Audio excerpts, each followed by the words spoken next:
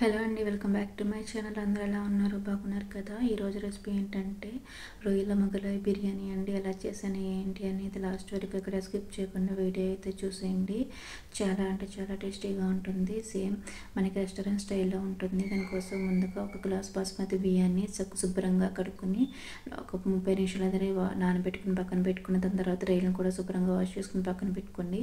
ఇక్కడ చూపిస్తున్నవన్నీ కూడా మీకు కచ్చాపిచ్చాగా పౌడర్ అయితే చేసుకుని పక్కన పెట్టుకోండి. అలాగే ఒక కప్పులోనే ఒక పావు కప్ అనేది కర్డ్ తీసుకుని అందులో 1 టీ స్పూన్ కారం కూడా వేసుకుని ఒకసారి బాగా కలుపుకొని దాన్ని కూడా మీరు పక్కన అయితే పెట్టేసుకునండి. ఈలోపు మీరు ఫ్రైడ్ రైస్ కూడా చేసుకుని వాటిని అయితే పక్కన పెట్టుకుని, దాని తర్వాత బిర్యానీ కోసం ఒక ప్యాన్ పెట్టుకుని అందులో ఆయిల్ పోసుకుని ఇక్కడ చూపిస్తున్న బిర్యానీ దినుసులన్నీ వేసుకుని ఒక 2 మినిట్స్ అనేవి ఫ్రై చేయండి. అలా ఫ్రై చేసిన తర్వాత అందులో కొంచెం కొత్తిమీర, పుదీనా, పచ్చిమిరకాయ వేసి ఒక 2 మినిట్స్ ఫ్రై చేసిన తర్వాత ఫ్రైడ్ ఆనియన్స్ కూడా వేసుకుని ఒకసారి ఫ్రై చేసుకోండి. అందులోని 1 టీ స్పూన్ అనేది అల్లం వెల్లుల్లి పేస్ట్ కూడా వేసుకుని పచ్చివాసన అంతా బాగా పోయేంత వరకు కూడా సిమ్లోనే మంచిగా బాగా కలుపుకోవాలి.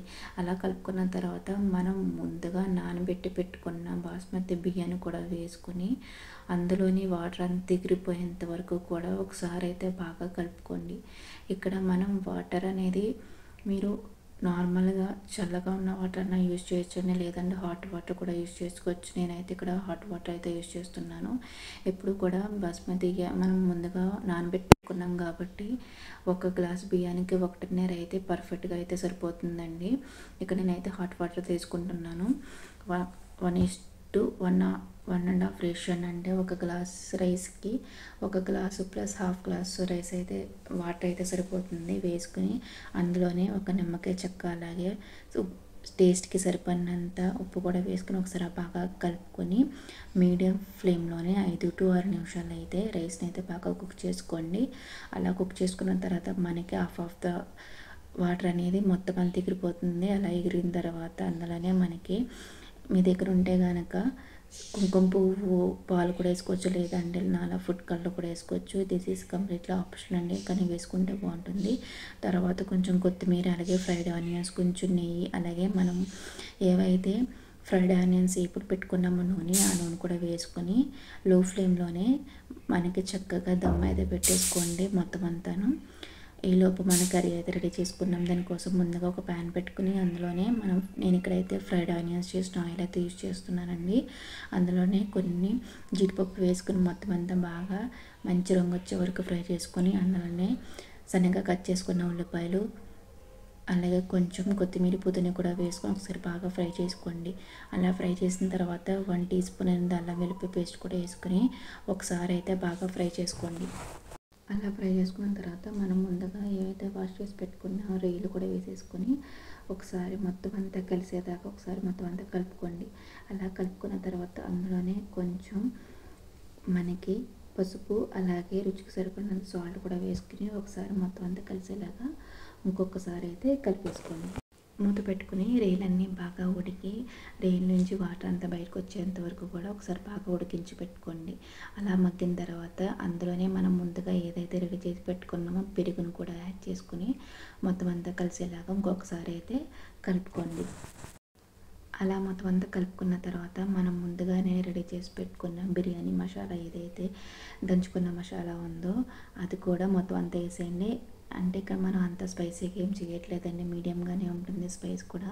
మీకు కావాలి అని స్పైసీ కొంచెం కావాలి అనుకుంటే కనుక మీరు పచ్చిమిరపకాయలన్నీ కూడా కొంచెం ఎక్కువ వేసుకోవచ్చు, అది కొంచెం చెప్తాను. అలా వేసుకున్న తర్వాత అందులోనే మనం ముందుగా ఫ్రై చేసి పెట్టుకున్న ఫ్రైడ్ ఆనియన్స్, అలాగే కసూరి మేతి కూడా వేసుకోండి. డెఫినెట్గా వేసుకొని ఉంటే మాత్రం అస్సలు మానద్దు. ఫ్లేవర్ అయితే చాలా చాలా బాగుంటుందండి కసూరి మేతి వేయటం వల్ల. వేసుకుని అందులోనే కారానికి సరిపడే పచ్చిమిరపకాయలు కూడా వేసుకోండి. అలా చెప్పాను కదా, పచ్చిమిరపకాయలు ఎక్కువ వేసారంటే కొంచెం స్పైసీగా ఉంటుంది. నేనైతే కొంచెం తగ్గించే వేసాను. మీకు ఆ స్పైసీ లెవెల్స్ ఇష్టపడే వాళ్ళు అయితే కొంచెం ఎక్కువ పెంచుకోవచ్చు. అండ్ అందులోనే కొంచెం పావు కప్ అనేది వాటర్ కూడా వేసుకొని ఒకసారి బాగా కలిపిన తర్వాత కాశ్మీరీ చిల్లీ పౌడర్ వేయండి. ఇది కంప్లీట్గా ఆప్షనల్ అండి, కానీ వేస్తే మాత్రం మంచిగా చాలా బాగుంటుంది. ఉంటేయండి, లేకపోతే కనుక స్కిప్ చేసేసి నార్మల్ చిల్లీ పౌడర్ కూడా మీరు వేసుకోవచ్చు. అలా వేసుకున్న తర్వాత మొత్తం అంతా కలిసి ఒక మూత పెట్టుకుని 5 నిమిషాలు కుక్ చేస్తే మీకు ఆయిల్ అనేది ఇలా తేలుతుందండి. అలా తేలిన తర్వాత ఇక్కడ చూపిస్తున్న విధంగా అయితే మొత్తం కర్రీని అంతా ఒక సైడ్కి తెచ్చుకొని మధ్యలో అయితే 1 ఎగ్ అనేది బీట్ చేసి వేసుకోండి కంపల్సరీ. అలా వేస్ట్ చేసుకొని హై ఫ్లేమ్లోనే మొత్తం అంతా చక్కగా టాస్ అనేది చేసుకోండి. అలా టాస్ చేయడం వల్ల ఏంటంటే మొత్తం ఎగ్ అనేది కర్రీకి అయితే పడుతుంది.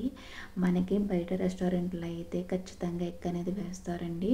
కొన్ని రెస్టారెంట్లో అయితే మీకు ఎగ్ నార్మల్గా ఆమ్లెట్ వేసిస్తారు, లేదంటే కనుక ఇలా బీట్ చేసి అయితే వేస్తారు. ఇదైతే కంపల్సరీ. దాని తర్వాత అందులోనే కొంచెం కొత్తిమీర అలాగే పుదీనా కూడా వేసుకుని ఒకసారి బాగా అయితే కలిపేసుకోండి. కలుపుకొని మీకు కావాలంటే కనుక కొంచెం ఎక్స్ట్రా చిల్లీస్ కూడా ఇప్పుడు యాడ్ చేసుకోవచ్చు. అంతే అండి, చాలా ఈజీగా అయితే కర్రీ అయితే రెడీ అయిపోతుంది. మనకు ఇప్పుడు ఒక 20 మినిట్స్ అయితే బిర్యానీ అయితే చూద్దాము. చాలా అంటే చాలా పర్ఫెక్ట్గా అయితే వస్తుందండి. బయట రెస్టారెంట్లో అయితే మనకి మొగలై బిర్యానీ అనేది ఇలాగే సర్వ్ చేస్తారండి. వాళ్ళు ఏంటంటే బిర్యానీ రైస్ అనేది ఆల్రెడీ కుక్ చేసి పెట్టుకుంటారు. మనం ఏదైనా ఆర్డర్ ఇచ్చినప్పుడు మాత్రమే వాళ్ళు బిర్యానీ రైస్ ప్లస్ మనం ఏదైతే ఆర్డర్ ఇస్తామో అది కలిపి అయితే తీసుకొస్తారు. అది అయితే perfect restaurant style prawn Mughlai biryani అని తప్పకుండా ట్రై చేయండి. టేస్ట్ అయితే అస్సలు మామూలుగా లేదు. నేను చెప్పిన విధంగా అయితే మీరు ట్రై చేశారంటే మీరు పర్ఫెక్ట్గా మీరు ప్రాన్ మొగలై బిర్యానీ అయితే ఎంజాయ్ చేస్తారండి. నా వీడియో నచ్చిందా? నచ్చితే కనుక తప్పకుండా నా రెసిపీ ట్రై చేయండి. ట్రై చేసి ఎలా వచ్చింది ఏంటనేది కూడా నాకు కమెంట్ చేయండి, ఓకేనా? అండ్ నేను ఇక్కడైతే ఫుల్గా అయితే కుమ్మేసానండి. నాకైతే టేస్ట్ మాత్రం చాలా చాలా బాగా నచ్చింది. తప్పకుండా ట్రై చేయండి, మీకు నచ్చుతుంది. అండ్ ఇలాంటి మరిన్ని రెసిపీస్ కోసం ప్లీజ్ నా ఛానల్ అయితే సబ్స్క్రైబ్ చేసుకోండి. అండ్ ఒకసారి ఛానల్కి వెళ్ళండి, మిగతా రెసిపీస్ కూడా చూడండి. నచ్చితే కనుక సబ్స్క్రైబ్ చేసుకొని లైక్ చేయండి, షేర్ చేయండి. Thank you so much for watching అండి. బాయ్.